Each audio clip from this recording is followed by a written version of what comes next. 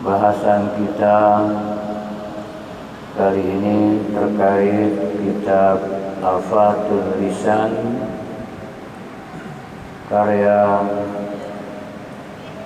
Hujjatul Islam Imam Al-Ghazali. Afatul Lisan, bahaya lisan. Tentu sama-sama kita menyadari dan paham betul betapa tuntunan Islam sangat memperhatikan terkait dengan menjaga lisan. Salamatul insan fi hifdzil lisan. Keselamatan manusia amat sangat bisa terletak pada kemampuan menjaga lisannya. Allah Subhanahu wa Ta'ala pun di dalam surat Al-Hujurat ayat yang ke-12, wala tajassasu wala yaghtab ba'dukum ba'dha.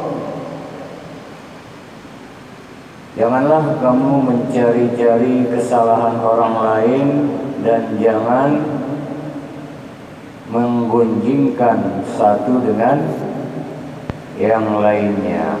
Artinya apa? Menjaga lisan. Lisan bila tidak dijaga maka cenderung lepas kontrol, cenderung apapun ingin dikatakannya, cenderung apa yang diucapkan kadang belum difikirkan dan belum dirasakan serta dihayati apakah yang dikatakan tepat atau tidak, baik atau salah. Kadang apalagi kalau sudah terbawa oleh emosi, amarah, apalagi kalau sudah diwarnai oleh hasad, hasud, iri, dengki, apalagi dendam,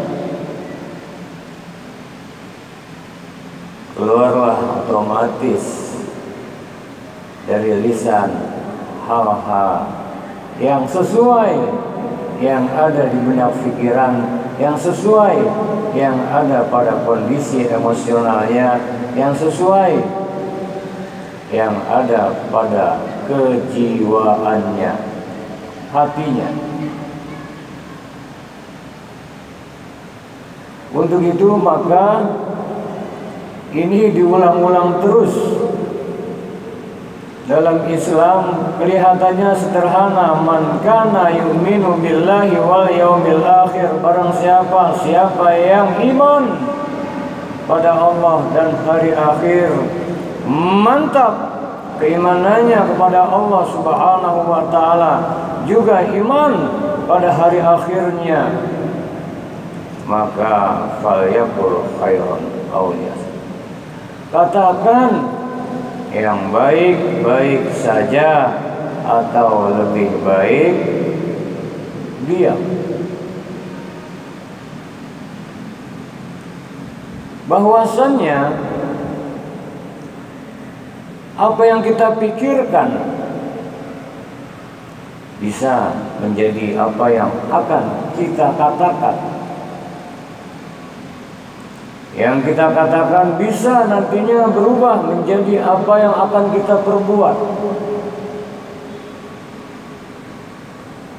Kalau sudah yang kita lakukan, yang kita perbuat awalnya dari pikiran, awalnya kita ucapkan, kita katakan, akhirnya menjadi sebuah perbuatan, kalau diulang-ulang menjadi karakter, akhirnya terus berulang menjadi kebiasaan. Kalau sudah menjadi kebiasaan, akhirnya tutur kata perbuatannya pun cerminan apa yang ditutur katakan, lisannya sesuai yang ada pada benak pikiran dan juga perasaan serta kejiwaannya, hatinya. Karenanya penting bukan hanya kita asyik untuk melakukan ibadah-ibadah yang mahdoh, ibadah sholat, ibadah puasa, zakat, haji.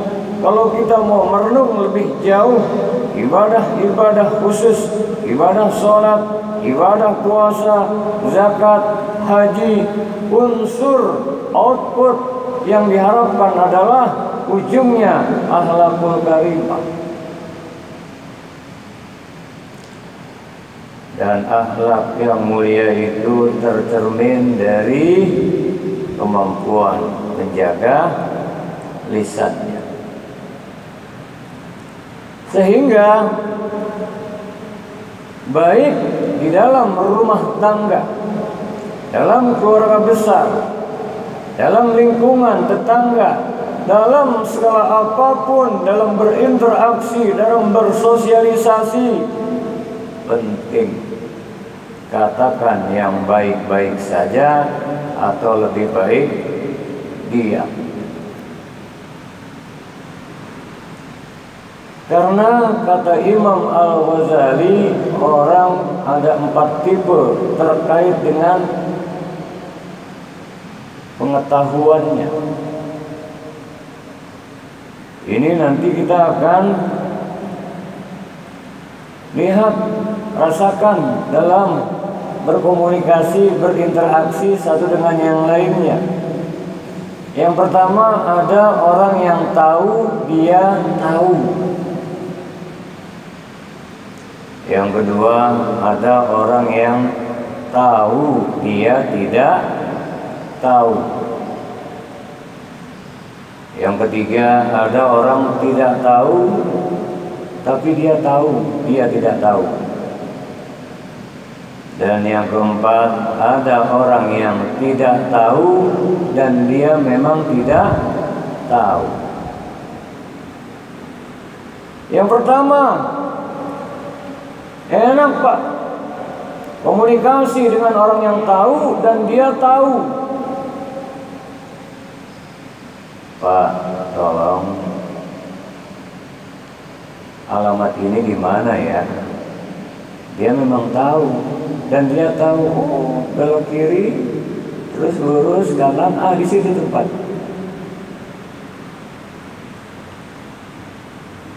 Pak, saya ingin rasanya bisa baca Quran. Bapak kan bagus baca Qurannya. Boleh Pak, saya ingin belajar dengan Bapak. Boleh, cari waktunya. Orang tersebut memang paham tentang Al-Quran. Diajarkan. Hasilnya bagus nggak? Bagus. Pak, ini motor saya rusak. Bapak kan bisa Pak, tolong dibantu. Orang tersebut memang tahu tentang mesin, memang tahu tentang hal ihwal terkait kerusakan motor. Enak. Mudah diberitahu untuk orang yang tahu dan dia tahu, dan asyik nikmat komunikasi kepada orang yang tahu dan dia tahu. Ada lagi yang kedua, orang itu tahu dia tidak tahu. Pak, alamat ini di mana Pak? Saya dari tadi muter-muter nih Pak. Aduh, mohon maaf, saya juga nggak tahu. Memang dia tahu dia tidak Oh. Akhirnya tidak ditahu-tahukan. Coba Pak, sini Pak, belok. Nanti orang makin keter. Bilang saja saya nggak tahu. Memang tidak tahu. Pak, tolong ajarkan Quran dong Pak. Bapak tadi bacanya bagus. Kamu aja yang dengarnya bagus, masih jauh. Jangan sama saya. Saya tahu bacaan saya. Kalau dicek lagi orang yang ahlinya belum seberapa. Kalau Bapak mau belajar, saya kasih tahu guru saya Pak. Kalau Bapak mau belajar Quran dengan baik dan benar, ada Pak rekan saya yang lebih baik lagi. Kenapa? Karena dia tahu dirinya tidak tahu untuk yang sesungguhnya, sehingga orang menjadikan bagus bacaan Qurannya. Dia cari standarnya orang yang paling tahu. Tahu diri. Nah, ketika kita dialog dengan orang yang tahu dan dia tidak tahu, enak juga Pak. Kamu salah itu, harusnya begini. Oh iya ya, memang dia nggak tahu. Iya saya tahu harusnya gini ya. Oh, diberitahunya. Ada lagi tipe yang ketiga, ada orang tidak tahu bahwa dia tahu. Oh, ada loh orang nggak tahu, tapi dia sesungguhnya tahu. Perlu diberi tahu. Nah, Dek, Pak, Bapak sepertinya punya loh kemampuan ini. Bapak sepertinya bisa ke sini. Kamu punya keahlian di sini. Kenapa kamu nggak gunakan? Saya melihat kamu punya bakat ini. Diarahkan. Orang tersebut nggak ngeh dia punya potensi. Nggak menyadari dia punya. Kalau bakatnya dikembangkan jadi berkembang. Bapak bisa loh kalau buat usaha. Bapak bisa nih dikembangkan untuk buka toko. Bapak bisa untuk usaha ini. Oh, diberitahu dan dia tidak tahu dia tahu. Akhirnya dia pakai bakat. Nah, ada lagi yang keempat. Kata Imam Al-Ghazali, ada orang tidak tahu, tapi dia tidak tahu, dia tidak tahu. Repotnya lagi, dia tidak tahu bahwa dia tidak tahu, namun dia tidak mau tahu akan ketidaktahuannya. Akhirnya sok tahu. Banyak yang kayak begini. Banyak. Ada yang juga ngerti politik dikit. Ada yang cuma mengerti ekonomi sedikit. Ada yang mengerti tentang selipahan sedikit. Ada yang kadang nggak ngerti, cuma dengar dari opini-opini. Dia nggak tahu, dia tidak tahu. Tapi diberitahu, dia seolah tahu. Akhirnya, sok tahu.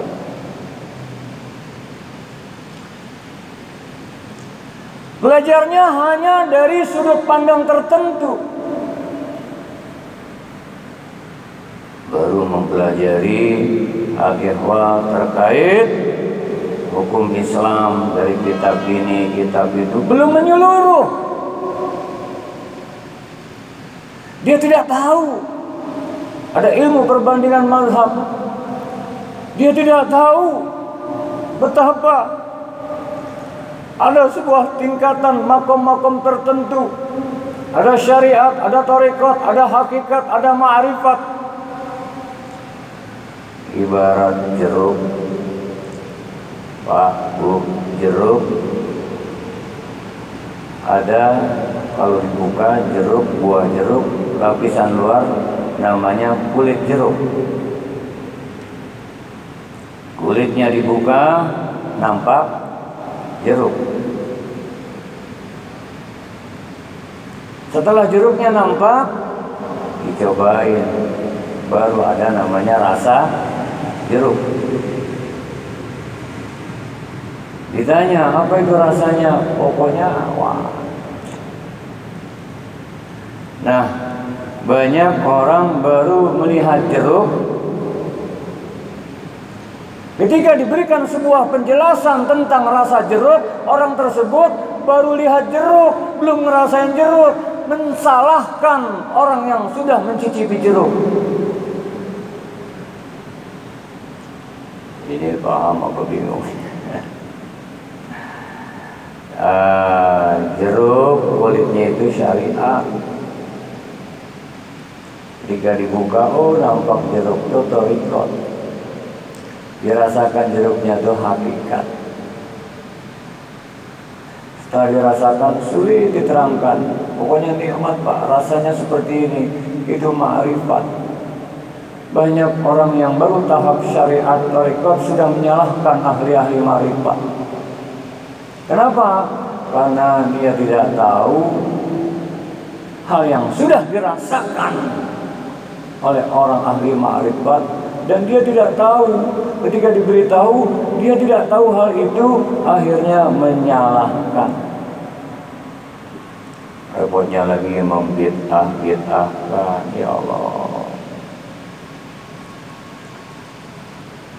Wa kama ahsanallahu ilaik. Wa ahsin kama ahsanallahu ilaik. Dan berbuat baiklah kamu sebagaimana Allah berbuat baik kepadamu. Akhlaqu bi akhlaqillah, berakhlaklah dengan akhlak Allah. Dan itu semua sudah diperankan oleh manusia terpakir dan terkasih Al-Mustafa Rasulullah sallallahu alaihi wasallam. Laqad kana lakum fi Rasulillahi uswatun hasanah.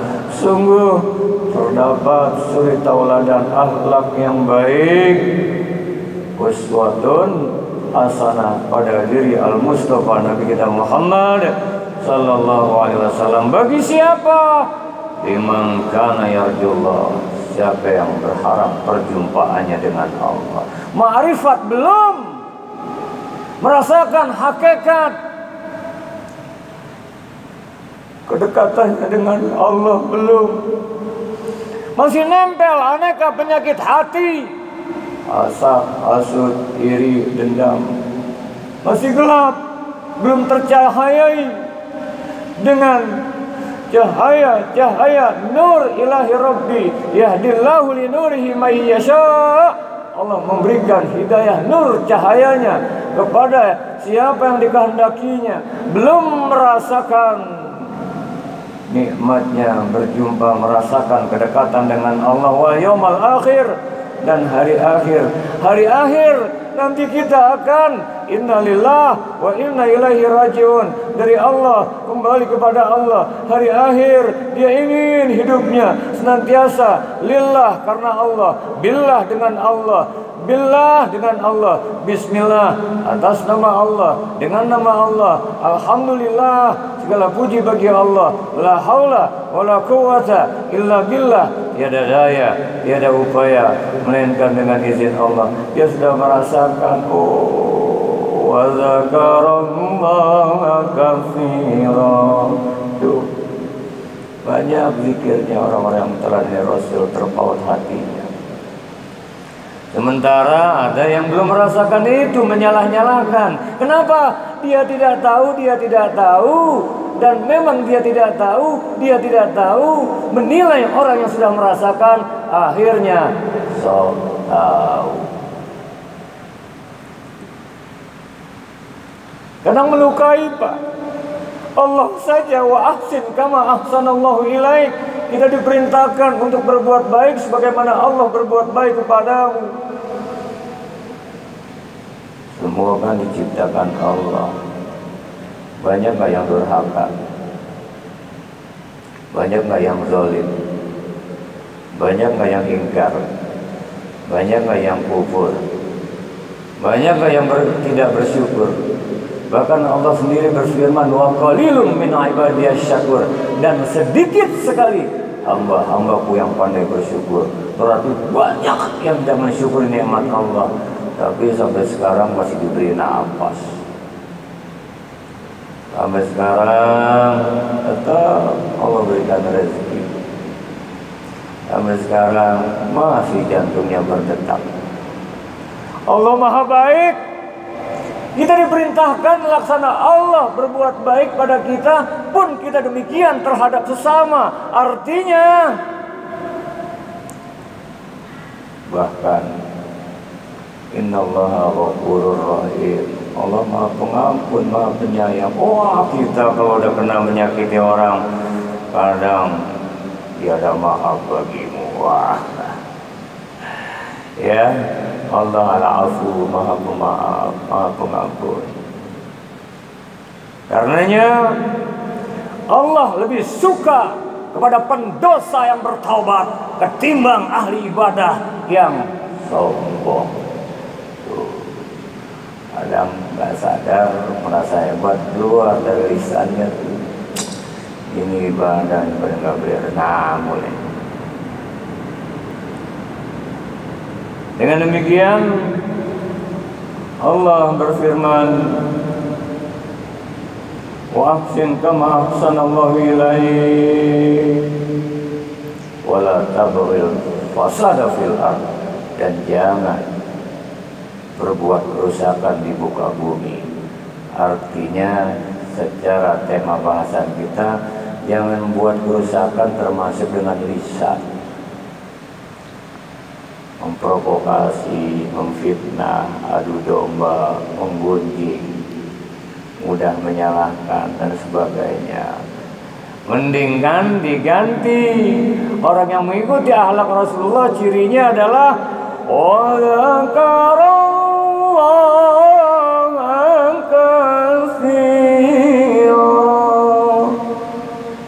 banyak berzikirnya, terpautnya hati pada Allah.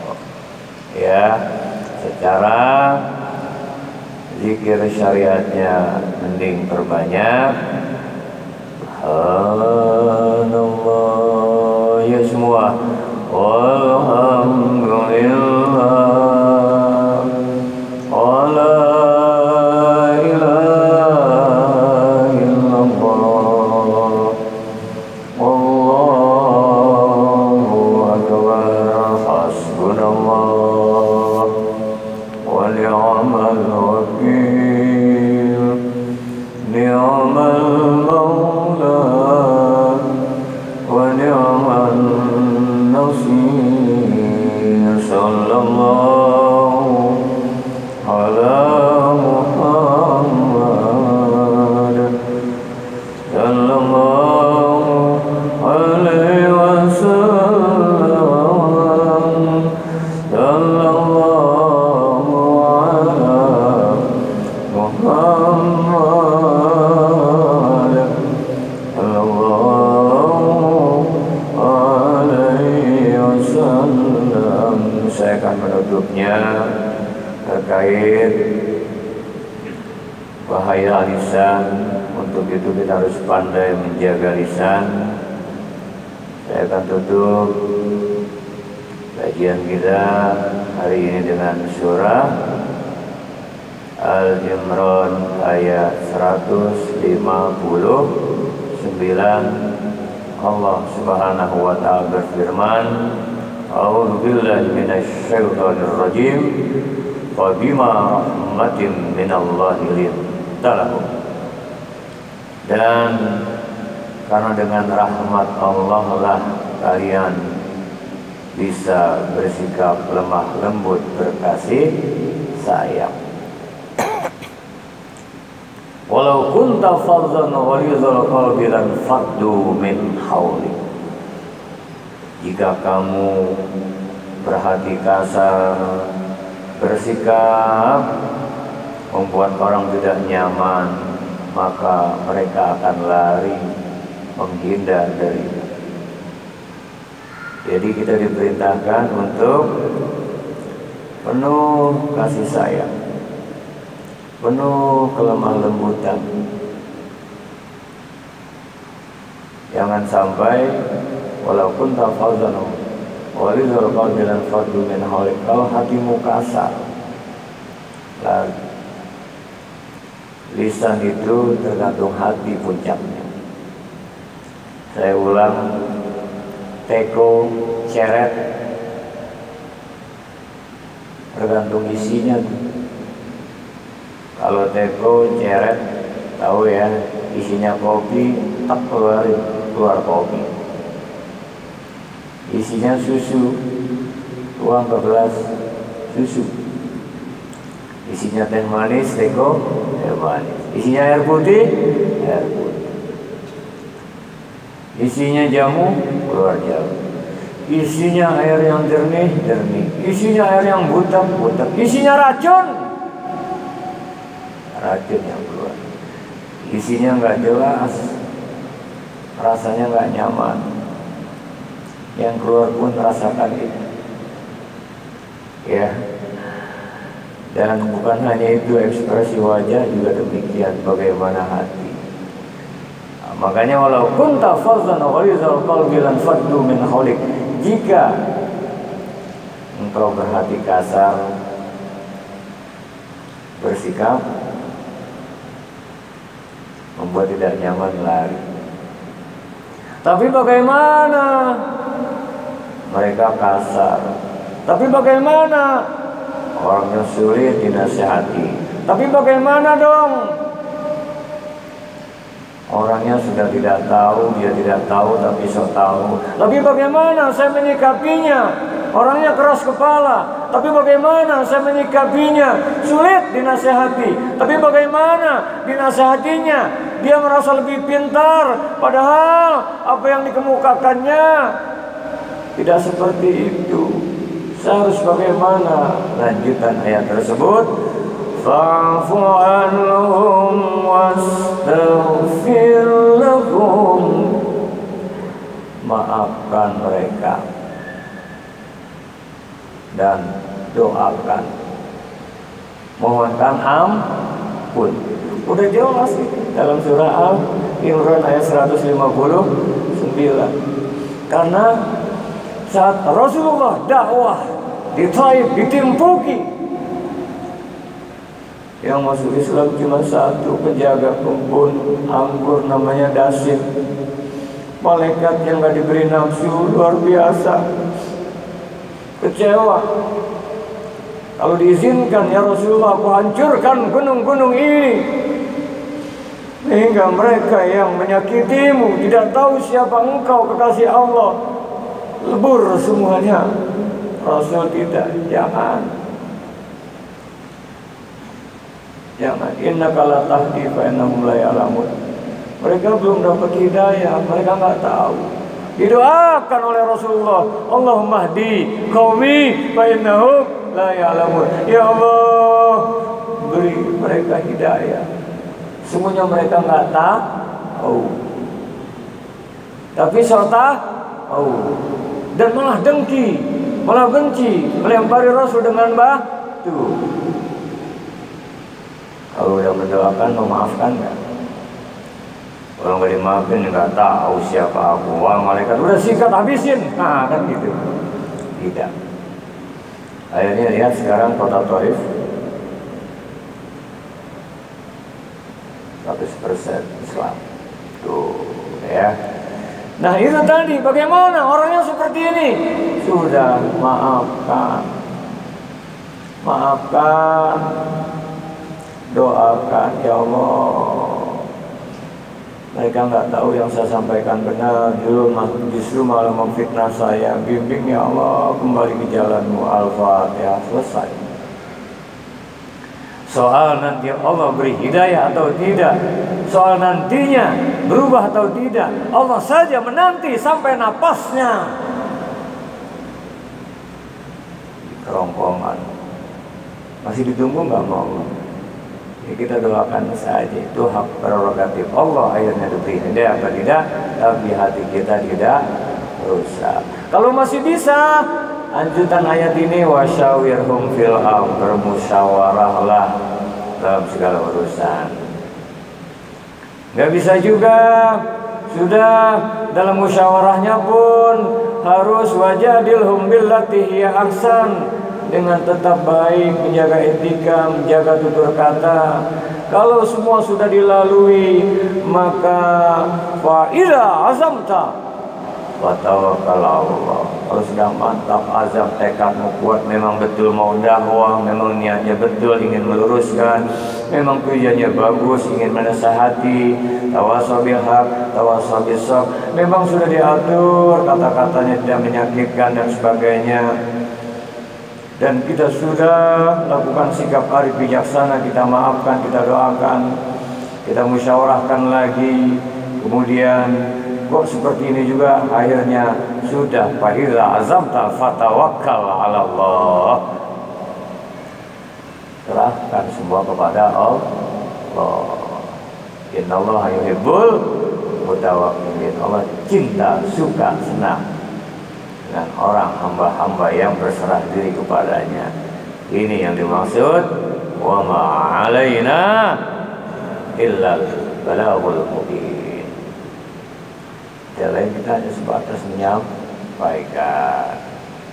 Insyaallah bahwa kita semua yang sudah terlanjur, ya seberapapun dosa kita kepada Allah, sungguh-sungguh tubu ila Allah. Allah Maha Pengampun Penyayang. Bagaimana orang yang pernah terluka hatinya, doakan.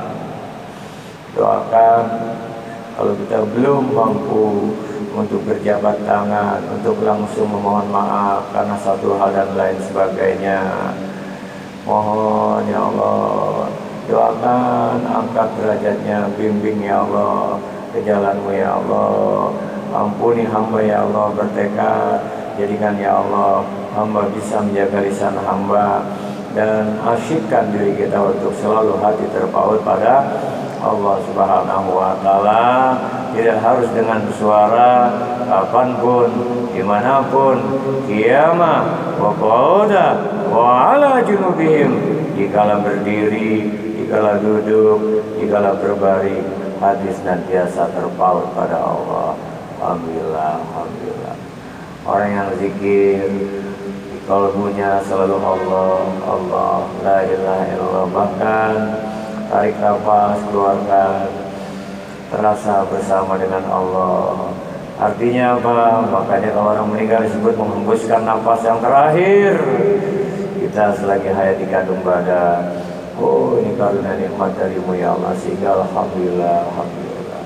Kalau sudah demikian, yang kita lihat, yang kita dengar, siapapun, responnya orang yang pandai dan selalu banyak zikrullah, terpaut hatinya pada Allah, dia merespon segala sesuatu dengan lisannya. Insya Allah dia baik-baik saja, atau lebih baik diam, lebih baik dia terpaut hatinya selalu pada Allah Subhanahu wa Ta'ala. Ya sama-sama berzikir fa'lam annahu